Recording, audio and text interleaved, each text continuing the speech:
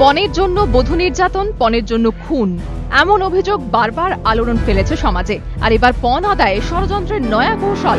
7 পাক ঘুরে অগ্নিকে সাক্ষী রেখে স্ত্রীকে রক্ষার অঙ্গীকার করে যে স্বামী, এবার তার বিরুদ্ধে স্ত্রীর ব্যক্তিগত মুহূর্তের ছবি তুলে ইন্টারনেটে ছড়িয়ে দেওয়ার হুমকি।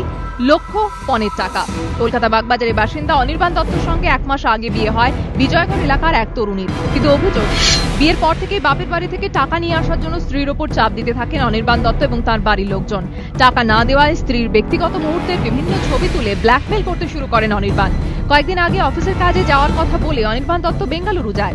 অভিযোগ, যাওয়ার আগে স্ত্রীকে বলে বাড়ি ফেরার আগেই টাকার ব্যবস্থা করে রাখতে। টাকা না পেলে ব্যক্তিগত মুহূর্তের যাবতীয় ছবি ইন্টারনেটে ছেড়ে দেওয়ার ভয় দেখায় বলে অভিযোগ। সেক্সুয়ালি অনেক রকমভাবে হ্যারাস করেছে, প্রাইভেটে ছবি তুলে হিডেন ক্যামেরা দিয়ে ছবি তুলে প্রাইভেটে দিয়ে দেবে এরকম বলেছে।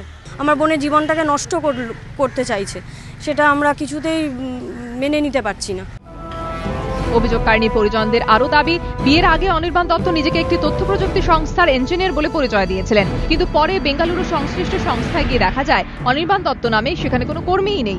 এরপর বৃহস্পতিবার অভিযোগকারিনীর বাপের বাড়ির তরফে শ্যামপুকুর থানায় লিখিত অভিযোগ দায়ের করা হয়। ডিসি নর্থ গৌরব শর্মা জানিয়েছেন, শ্যামপুকুর থানায় এফআইআর করা হয়েছে, মারধর হুমকির অভিযোগ দায়ের করা হয়েছে, পুলিশ তদন্ত শুরু করেছে। এটা একটা অত্যন্ত গুরুতর অভিযোগ। আপনারা জানেন লেটেস্ট অ্যামেন্ডমেন্টস যা হয়েছে সিআরপিসিতে, সেখানে একজন ওয়াইফকেও একজন হাজব্যান্ড রেপ করতে পারেন। এখনও পর্যন্ত ওনার হাজব্যান্ডকে যোগাযোগ করতে পারছেন না, হাজব্যান্ডের পরিবারের কারুকে যোগাযোগ করতে পারছেন। ওনার বাড়িতে গিয়ে তালাবন্ধ অবস্থা দেখতে পেয়েছেন ওনারা।